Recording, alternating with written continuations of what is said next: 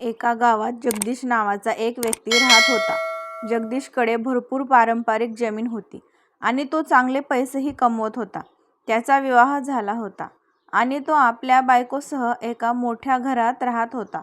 जगदीश हा नेहमी दुसऱ्यांना मदत करणारा माणूस होता आणि मदतीवर त्याला खूप विश्वासही होता. हळूहळू वेळ गेला आणि आता त्याला 4 मुले झाली. जगदीशने त्यांची योग्य ती काळजी घेतली, त्यांना चांगले शिक्षण दिले आणि त्यांना मोठे केले, या आशेने की पुढे जाऊन मुले वृद्धकाळात त्यांचा आधार बनतील. हळूहळू त्यांची मुले मोठी झाली, मग विवाहयोग्य वयात पोहोचली. मग जगदीशने एक एक करून आपल्या मुलांचे लग्न लावून दिले. लग्नानंतर त्यांची मुले आणि सुना त्याच घरात राहू लागल्या. आधी केवळ जगदीश आणि त्याची बायको आणि मुले एवढेच घरात परिवार राहत होता, पण आता 4 मुले आणि त्यांच्या बायका मिळून 12 जण वाढले आणि घर मोठ्या कुटुंबाने भरले. घरात एकत्र सर्वत्र आनंदाचे वातावरण होते आणि जगदीशचे घर व्यवस्थित चालले होते. जगदीश घरात असायचा तेव्हा घरातील सर्व सदस्य शांतपणे राहायचे, म्हणजे जगदीशच्या घरात त्यांचा चांगलाच दरारा होता. मात्र काळ बदलत गेला आणि एके दिवशी त्याच्या बायकोनी या जगाचा निरोप घेतला. बायकोच्या शिवाय जगदीश एकाकी झाला. आता तो पूर्णपणे आपल्या मुलांवर अवलंबून होता. तरीसुद्धा वेळ पुढे जात राहील आणि जगदीशचा संसार वेगळ्या वळणावर पोहोचला. जगदीशचे वय वाढत होते. एके दिवशी तो विचार करत बसला की मी जिवंत असतानाच माझ्या मुलाच्या नावावर माझी सगळी संपत्ती करून टाकावेत, अन्यथा माझ्या मृत्यूनंतर ते कोर्ट कचेरीत वणवण फिरत राहतील. या विचाराने जगदीशने एके दिवशी आपल्या सर्व मुलांना बोलावले. मुलांना बोलावून तो म्हणाला, बाळांनो, माझ्या नावावर असलेलं सगळं शेत मी तुमच्या नावावर करून द्यायचे ठरवले आहे. आतापर्यंत जगदीशची मुलं त्याची खूप चांगल्या प्रकारे काळजी घेत होती. जगदीशची कोणतीही गरज पूर्ण करण्यात त्यांनाच कसलीच अडचण वाटत नव्हती. जेव्हा जगदीशने आपली इच्छा सांगितली तेव्हा मुलांनी त्याच्यावर होकार दिला आणि म्हणाले, ठीक आहे बाबा, जर तुम्हाला असंच वाटत असेल तर तसेच करा. दुसऱ्या दिवशी जगदीश आपल्या मुलांसह तहसीलदार कार्यालयात पोहोचला. तिथे त्यांनी आपली पारंपरिक जमिनीचे विभाजन केले आणि मुलांच्या नावावर करून दिले. आता शेतजमीन मुलांच्या नावावर झाली होती, पण घर आणि गावातील जमीन अजूनही जगदीशच्या नावावरच होती. हळूहळू वेळ पुढे जात होता आणि त्याच्या 4ही मुलांनी त्याची चांगली सेवा सुरूच ठेवली. ते त्याला व्यवस्थित घेऊ लागले, काळजीपूर्वक आंघोळ घालायचे आणि घरात त्याची योग्य काळजी घ्यायची. जर तो आजारी पडला तर त्याला डॉक्टरकडे नेऊन उपचारही करून द्यायचे. पण मुलांच्या मनात एक विचार वारंवार येत होता, घर आणि गावातील जमीन अजूनही वडिलांच्या नावावर आहे आणि ती सुद्धा आपल्या नावावर करून घ्यावी. मात्र जगदीशच्या व्यक्तिमत्वामुळे कोणालाही ही गोष्ट थेट सांगायची हिंमत होत नव्हती, कारण जगदीशचा स्वभाव थोडा हटके आणि कणखर होता. जगदीशला कोणत्याही प्रकारच्या गोष्टी सहन करायला जास्त त्रास होत होता. पण म्हणतात ना, जेव्हा एखादी गोष्ट मनात रुजते तेव्हा ती कधी ना कधी समोर येतेच. असेच काहीसे जगदीशच्या बाबतीत घडले. एके दिवशी जगदीश हॉलमध्ये बसला होता. त्यावेळी त्याची मुले खोलीत आपापसात बोलत होती. ते म्हणत होते, चांगले होईल जर बाबा गावातील घर जमीन ही आपल्या नावावर करून देतील, नाहीतर त्यांच्या मृत्यूनंतर आम्हाला इथे तिथे वणवण करावी लागेल. ही गोष्ट जगदीशच्या कानावर पडली. त्याने यावर विचार सुरू केला आणि मुलांना बाहेर बोलावले. तो म्हणाला, बाळांनो, तुम्ही जे म्हणत होता ते बरोबर आहे. ही जमीन मी तुमच्या नावावर करून देतो. माझे दिवस आता उतरणीला लागले आहेत आणि माझे नातवंडही आता मोठे होत आहेत. या जमिनीचा मला काहीच उपयोग नाही. आज नाही तर उद्या मी ती तुमच्याच नावावर करणार आहे, म्हणून मी ती आता माझ्या हातीतील तुमच्या नावावर करतो. हे ऐकून जगदीशची सर्व मुले आनंदी झाले आणि या गोष्टीसाठी लगेच तयारही झाली. दुसऱ्याच दिवशी जगदीश आपल्या मुलांसोबत पुन्हा एकदा तहसीलदार कार्यालयामध्ये तिथे गावातील जमीन घर मुलांच्या नावावर समान वाटपाने करून दिली. आता सगळी जमीन मुलांच्या नावावर झाली होती, पण त्याचबरोबर जगदीशच्या आयुष्यात अडचणी सुरू झाल्या. जमिनीचे अधिकार मुलांकडे गेल्यानंतर जगदीशची कदर कमी झाली. घरात त्याला आधीप्रमाणे सन्मान दिला जात नव्हता. आता मुलांपैकी कोणीच त्याला घाबरतही नव्हते, कारण आता त्याच्या नावावरील सगळी जमीन त्याच्या नव्हती, तर त्याच्या मुलांच्या नावावर झाली होती.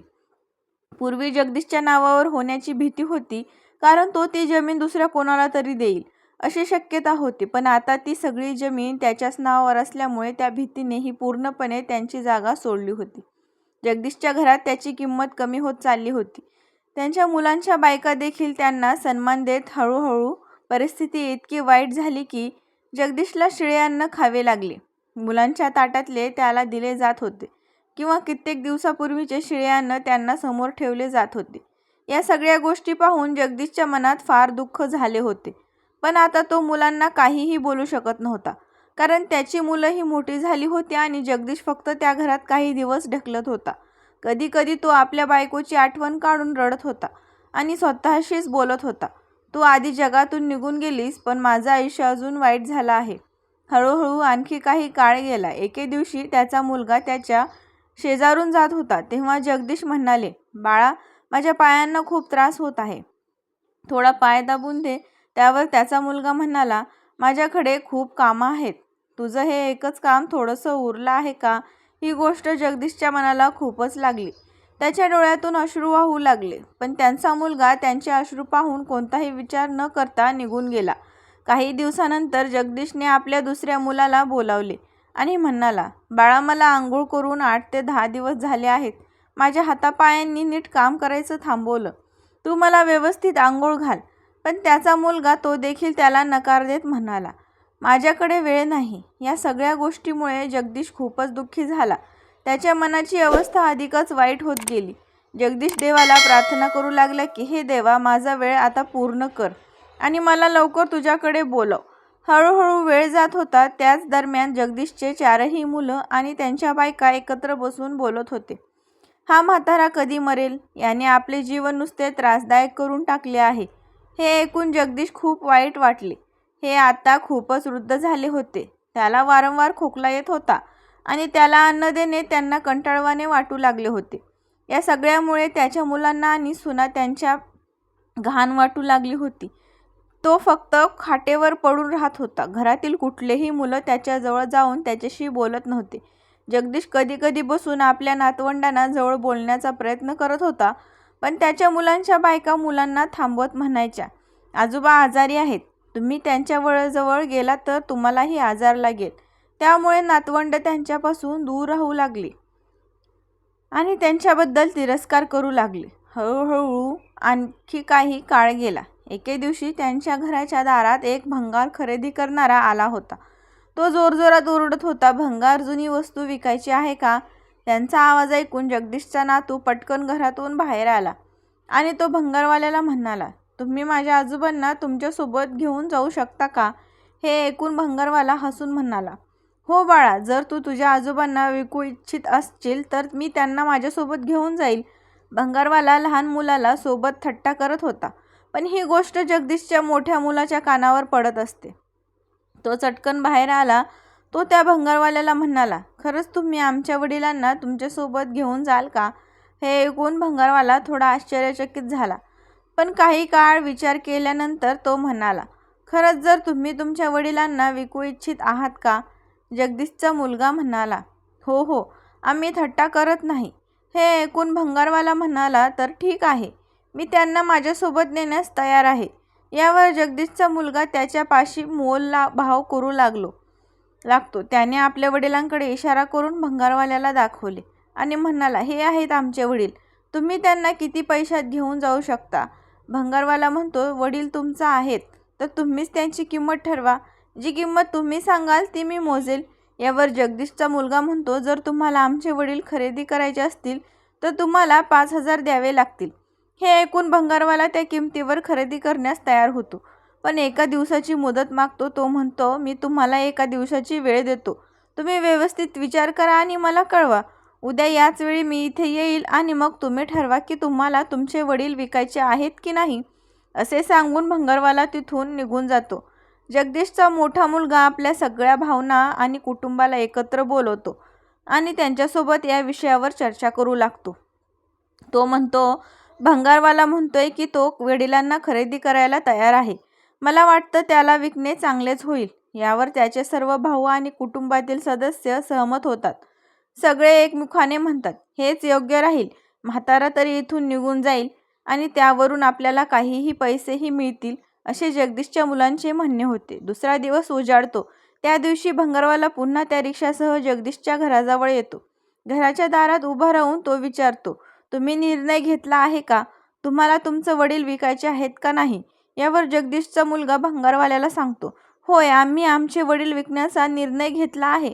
तू त्यांना नक्कीच घेऊन जाऊ शकतो. भंगारवाला त्यांच्या 5,000 रुपये घेऊन आलेला असतो. तो पैसे जगदीशच्या मुलांच्या हातात देतो आणि म्हणतो, आजपासून ते माझे वडील आहेत. आता त्यांच्यावर तुमचा कोणताही हक्क नाही. हे ऐकून जगदीशचे मुले त्या पैशाची मोजणी करू लागतात आणि आनंदाने म्हणतात, हो हो, घेऊन जा या म्हाताऱ्याला. याचा इथे काहीही उपयोग उरलेला नाही. जगदीश खाटेवर बसून हे सगळं पाहत असतो. हे सगळं पाहून आणि ऐकून त्याच्या डोळ्यातून अश्रू वाहू लागतात. तरीही तो काहीही बोलत नाही. त्यानंतर तो थरथरत खाटेवरून उठतो आणि थोडेफार सामान घेतो आणि भंगारवाल्यासोबत जायला तयार होतो. तसेच भंगारवाला त्याला बाबा म्हणतो. बाबा असे म्हणतो म्हणून तो त्याला आपल्यासोबत रिक्षामध्ये बसवतो. जगदीश त्या रिक्षामध्ये बसतो आणि भंगारवाला आपल्या रिक्षा घेऊन तिथून निघून जातो. आता भंगारवाला आपली रिक्षा घरी घेऊन पोहोचतो. त्या भंगारवाल्याचे नाव असते रमेश. रमेश आपल्या घरी पोहोचतो आणि घराच्या दरवाजाजवळ जाऊन आपल्या बायकोला आवाज देतो, मी बाबांना घेऊन आलो आहे. हे ऐकताच त्याची बायको आनंदाने घराबाहेर येते. ती बाहेर येताच सर्वप्रथम जगदीशरावांच्या पायांना स्पर्श करते. पाय धरल्यानंतर ती त्यांना आदराने रिक्षातून खाली उतरवते आणि घराच्या आत नेते. घरात जगदीशसाठी एक मौसूद बिछाना आधीच तयार करून ठेवलेला असतो. ती त्यांना बिछाण्यावर बसवते. हे सगळं पाहून जगदीश आश्चर्यचकित होतात. त्यांच्या मनात विचार येतो, हे सगळं काय चाललं आहे?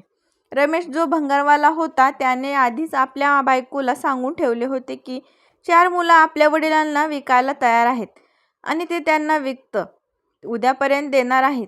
त्यानंतर रमेश आणि त्याची बायको मिळून चांगलं ताज जेवण बनवतात. ते जेवण जगदीशला वाढलं जातं. अनेक दिवसांनी जगदीश असं चविष्ट ताजं मिळालं नव्हतं. हे अन्न खाताना जगदीशरावांच्या डोळ्यातून अश्रू वाहू लागतात. हे पाहून रमेश त्यांचा अश्रू पुसतो आणि म्हणतो, बाबा, आजपासून तुम्ही कोणताही चिंता करू नका. माझे स्वतःचे वडील नाहीत, पण मी तुमची सेवा करू इच्छितो. आजपासून तुम्ही माझे बाबा आहात आणि मी तुमचा मुलगा आहे. रमेशच्या या शब्दांनी जगदीशरावांच्या मनाला उभारी मिळते. त्यानंतर रमेश जगदीशरावांना आणि आंघोळ घालतो, स्वच्छ आणि चांगले कपडे घालतो आणि त्यांना प्रेमाने आदराने आपल्या घरी ठेवतो. जगदीशरावांना घरामध्ये खूप चांगल्या प्रकारे ठेवले जाते. आता जगदीशराव हे पाहून खूपच हैराण होतात आणि विचार करतात की ज्या मुलांना मी एवढी संपत्ती दिली त्यांनी मला विकून टाकले आणि हा मुलगा ज्याने मला पैसे देऊन विकत घेतले मला एवढ्या चांगल्या प्रकारे ठेवतो, ज्या प्रकारे माझ्या सख्ख्या मुलांसारखा माझी काळजी घेतली नाही. काही दिवसांनी त्या गावात जिथे जगदीशराव राहायचे तिथे मेळा भरतो. त्या मेळ्यासाठी रमेश जगदीशरावांना तयार करतो आणि म्हणतो, बाबा, आज आपण मेळा पाहायला जाऊया. त्यानंतर जगदीशराव सोबत जायला तयार होतात. रमेश त्यांना आपल्या रिक्षामध्ये बसवतो आणि मेळ्यात आत फिरवतो. मेळ्यामध्ये फिरताना जगदीशराव एका झुल्याकडे पाहू लागतात. तसेच रमेशही पाहतो की जगदीशराव झुल्याकडे पाहत आहेत. तो त्यांना विचारतो, बाबा, तुम्हाला त्यामध्ये बसायचं आहे का? पण जगदीशराव नकार देतात आणि म्हणतात, नाही बाळा, आता माझं वय जास्त झालं आहे, मी कशाला झुल्यावर बसू? पण रमेश त्यांच्या भावना ओळखतो आणि म्हणतो, बाबा, चला, जर तुम्ही झुल्यात बसला तर मी तुमच्यासोबत बसेल. त्यानंतर जगदीशराव पाळण्यामध्ये बसायला तयार होतात. रमेश 2 तिकीट काढतो, स्वतःसाठी आणि जगदीशरावांसाठी, आणि दोघेही पाळण्यामध्ये बसतात. पाळणा फिरायला लागतो. नंतर रमेश जगदीशरावांना परत घरी घेऊन येतो आणि घरी आल्यावर रमेश आपल्या बायकोला म्हणतो, बाबांसाठी काहीतरी जेवण बनव. पण त्याचवेळी जगदीशराव त्याला थांबवतात आणि म्हणतात, बाळा, मेळ्यात आपण खूप काही खाल्लं आहे, त्यामुळे मला आता भूक नाही. जेवण बनवून काहीही उपयोग नाही. पण रमेश त्यांच्याशी आग्रह करतो आणि म्हणतो, बाबा, तुम्ही थोडं तरी खा. जर तुम्ही काही खाल्लं नाही तर आम्हाला समाधान मिळणार नाही. त्यानंतर रमेश आपल्या बायकोला जेवण बनवायला सांगतो आणि स्वतःच्या हाताने थोडं थोडं करून जगदीशरावांना खाऊ घालतो. हे पाहून जगदीशरावाच्या डोळ्यात अश्रू येतात. त्यावेळी ते स्वतःला थांबवू शकत नाहीत आणि विचार करण्यास प्रवृत्त होतात की अखेरीस रमेशने माझ्यात असं काय पाहिलं, तो माझी इतकी सेवा करतो आहे. त्यामुळे ते रमेशला विचारतात, बाळा, जर तुला वाईट वाटणार नसेल तर मी तुला काही विचारू शकतो का? हे ऐकून रमेश म्हणतो, बाबा, तुम्ही काही विचारू शकता. शेवटी मी तुमचा मुलगाच आहे. त्यावर जगदीशराव विचारतात, बाळा, मी तर तुला काहीही दिलं नाही. माझ्याकडे संपत्ती असं काहीही नाही.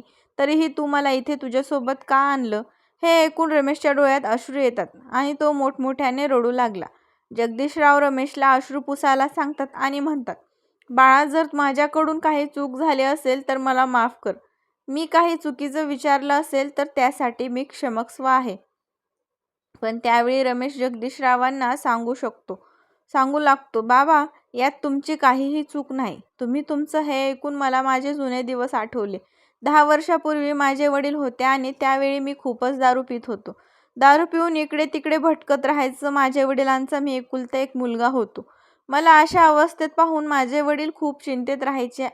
त्यांच्या या चिंतेमुळे एके दिवशी त्यांना हार्ट अटॅक आला आणि हार्ट अटॅक यामुळे ते या जगातून निघून गेले. जेव्हा मला कळालं की माझ्या वडिलांना हार्ट अटॅक आला आहे, तेही माझ्यामुळे, कारण मी खूप दारू पिऊन भटकत होतो, तेव्हा मी ठरवलं की आता दारू पिणं पूर्णपणे सोडून दिलं.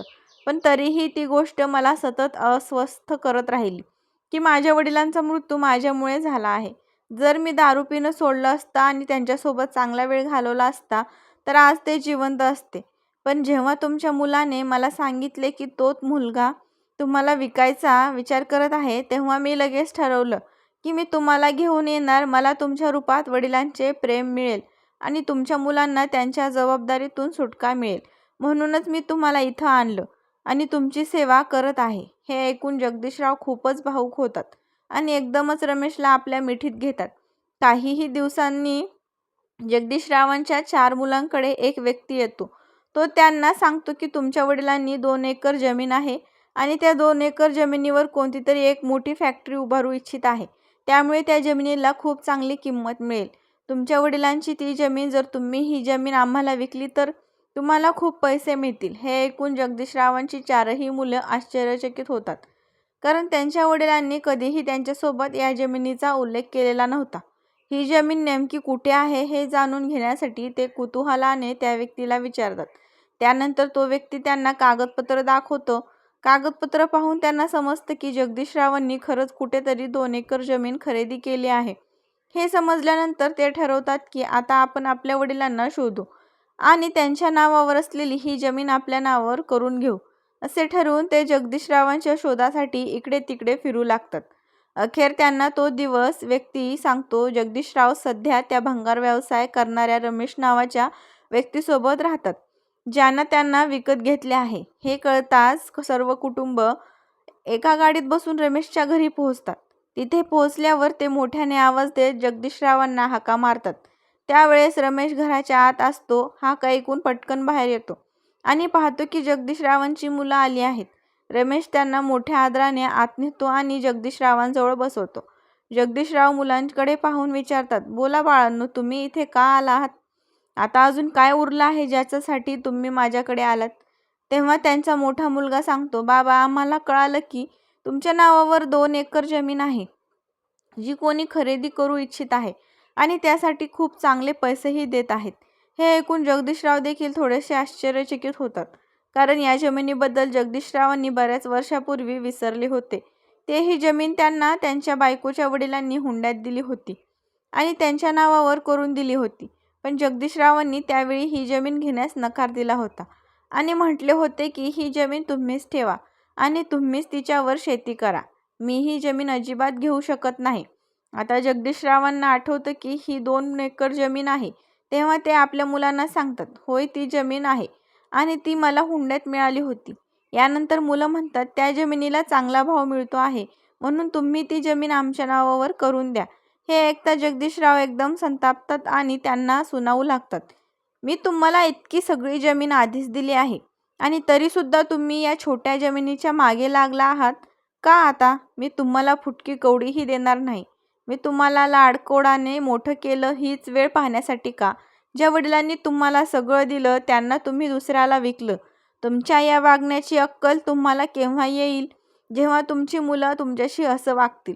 हे बोलून जगदीशराव रमेशला हाक मारतात आणि म्हणतात, बाळा, या लोकांना घराच्या बाहेर काढून टाक.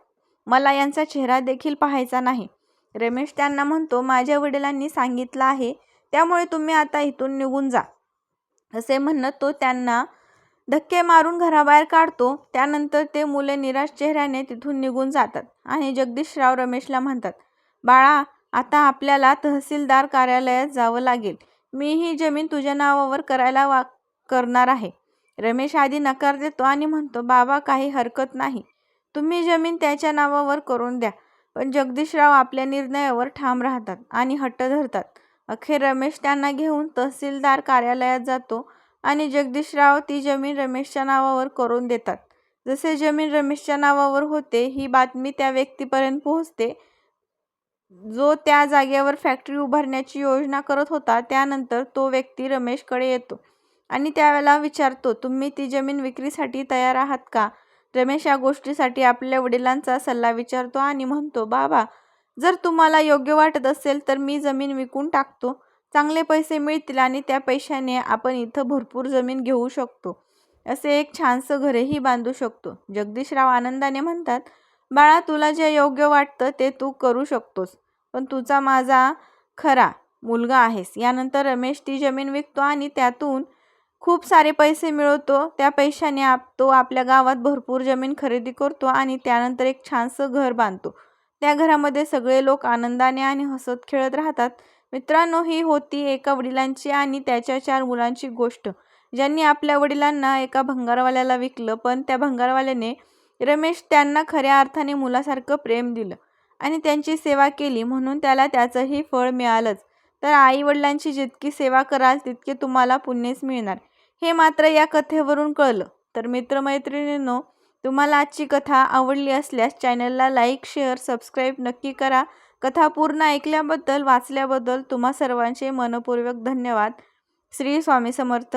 साकी मराठी स्टोरी.